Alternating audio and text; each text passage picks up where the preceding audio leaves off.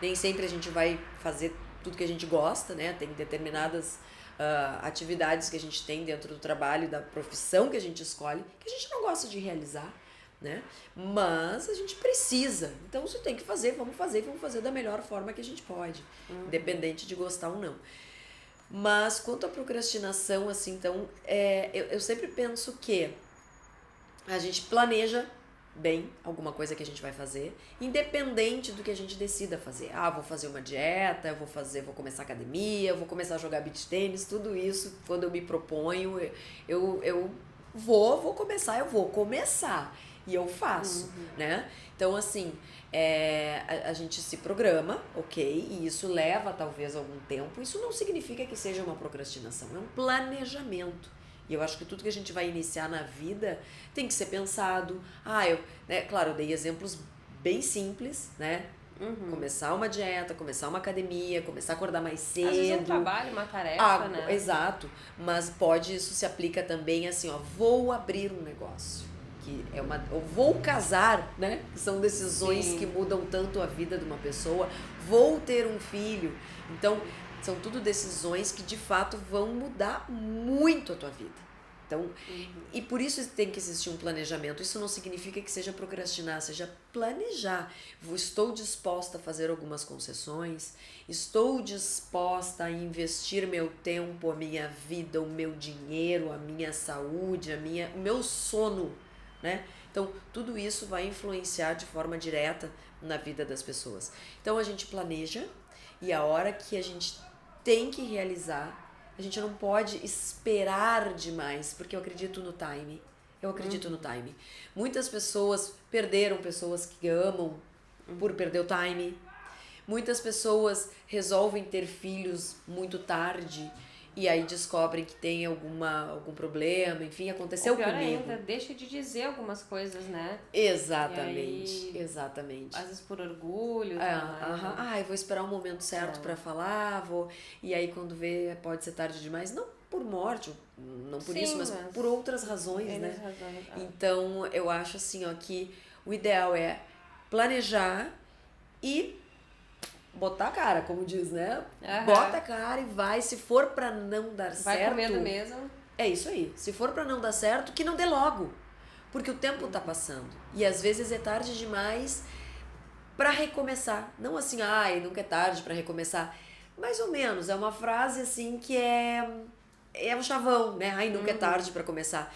Mais ou menos. Tem coisas que sim, a gente sabe que é vida real. Tem coisas que de fato é um pouco tarde pra começar. Não que a gente não deva tentar, né? Sim, mas a gente sabe que o caminho vai ser mais árduo, mais difícil, mais penoso. Então, assim, eu acho assim, planeja e vai com medo mesmo. E é isso aí, a gente tem que arriscar.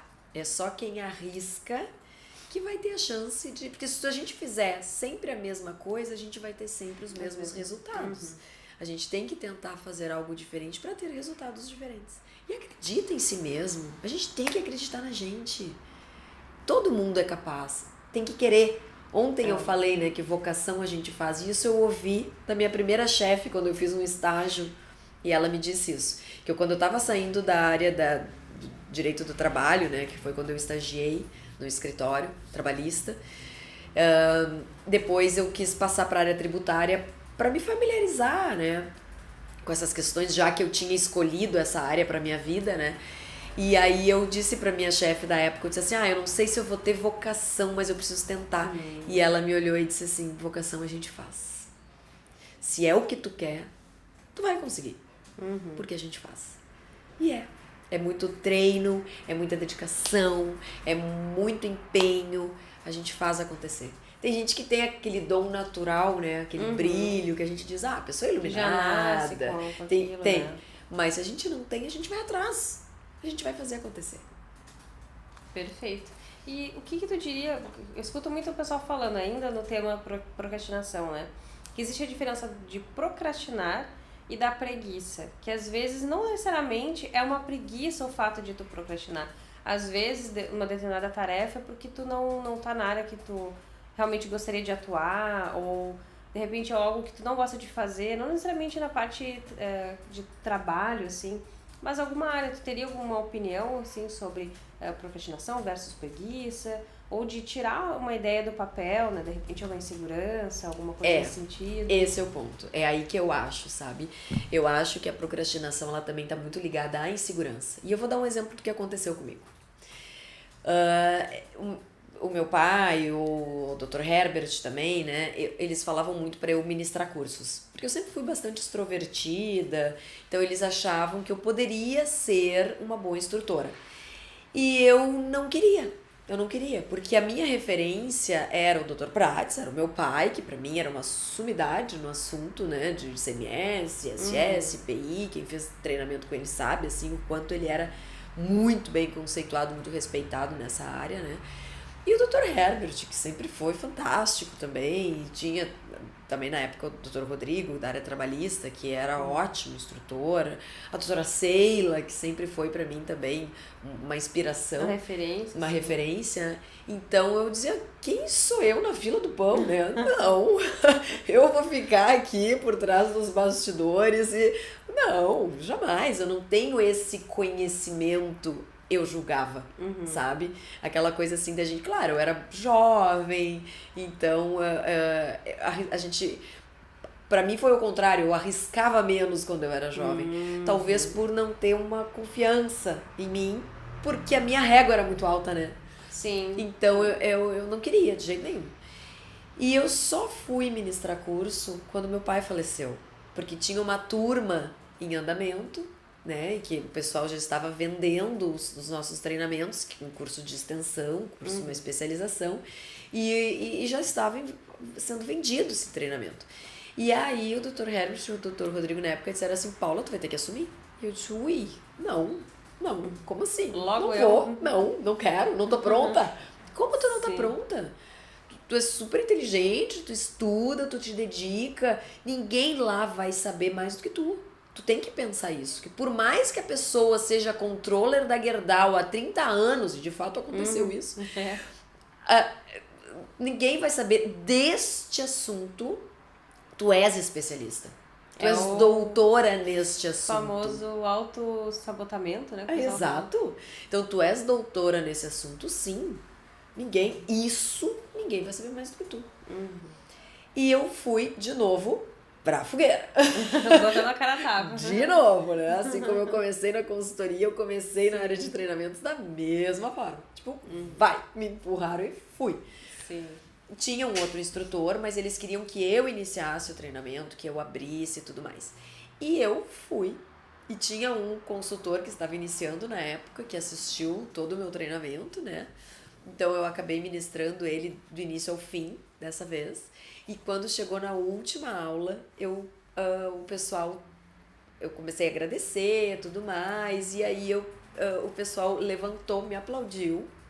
E eu fiquei, assim, muito emocionada. Daí eu comecei a chorar. E aí eu disse, ai, pessoal, eu vou ter que confessar uma coisa pra vocês. Aí eu falei, isso é meu primeiro treinamento. Eu nunca tinha dado aula, vocês são as minhas cobaias. Eu agradeço o acolhimento. Aí falei que meu pai tinha falecido e tudo mais. E que aquilo era uma experiência pra mim, que eu não queria de jeito nenhum, porque eu tinha medo. Então eu procrastinei durante uns 2 anos que eles estavam insistindo para eu ministrar cursos. E eu procrastinei por insegurança, por não acreditar na minha capacidade de transmitir. Porque não era nem assim, eu não tenho conhecimento suficiente. De fato, não era, porque eu sempre me dediquei muito, assim, né? Mas eu não tinha segurança de que eu ia conseguir transmitir o meu conhecimento de uma forma didática, né? Eu tinha medo das perguntas que pudessem me fazer, que eu não ia saber responder. E não tem problema nenhum, porque ninguém é obrigado a saber tudo. Claro. Hoje em dia, passados 15 anos que eu iniciei na aula, se alguém me faz algum questionamento que de fato eu fico em dúvida, eu digo, olha, eu vou verificar isso pra ti e a aula que vem eu te dou um retorno, ou como é online hoje, né, ali pelo próprio chat mesmo, a gente responde, pelo WhatsApp, no grupo da turma, tudo mais. Mas isso não é demérito. Isso também é uma coisa que a gente tem que ter consciência. E é um jogo de cintura, né? E a gente tem que ter consciência, assim, eu não vou abrir uma empresa porque eu não sei tudo sobre ser empreendedor ou sobre o meu negócio, mas a gente tem que saber o máximo que a gente puder, tem que fazer o melhor que a gente pode e não se cobrar demais. Com aquilo que a gente tem, eu escuto muito falar isso, né? Fazer o melhor que a gente pode com aquilo que a gente tem, né? Isso, né? Então, assim, vai ter coisas que vocês não vão saber? Vai, é natural, em tudo é assim. Então, por mais que eu esteja no mercado aí há 20 e tantos anos, atendendo cliente e dando cursos, estudando, me especializando, né? Mesmo assim vão ter coisas que vai surgir uma dúvida, porque nem tudo é o que é, nem tudo é exato. A gente trabalha também com a parte do direito, com legislação, com interpretação, e as interpretações mudam. E isso é em tudo. Isso é em tudo, não só na minha área, né? Então, medicina, tudo muda. Eu vou abrir um salão de beleza. Muda a técnica de mexer no cabelo, as tinturas. Então, a gente nunca vai saber tudo. Se você esperar para saber tudo, para abrir o seu negócio, para casar ou para ter filho, a gente procrastina demais. Sim. Então a gente tem que, eu tô segura, eu planejei, eu vou quebrar a cara em algumas vezes, vou precisar de ajuda, pedir ajuda é muito importante. E tá tudo certo. E reconhecer, né, que a gente precisa dessa ajuda, né? E uma dica também que é muito importante, eu acho, não centralizar tudo. Se cercar de pessoas das quais tu possa confiar, pessoas das quais tenham competência para assumir algumas demandas, né? Porque eu também, uma tendência que eu tinha também é ser muito centralizadora. E a pandemia me ensinou a delegar.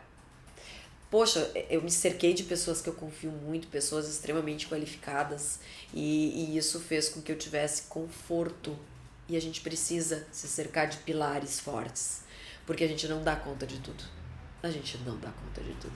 Isso serve para dentro da casa da gente, porque isso serve para a empresa da gente, isso serve também para tudo na vida, né? A gente tem que delegar, saber que a gente não é a Mulher Maravilha. Sim, sim.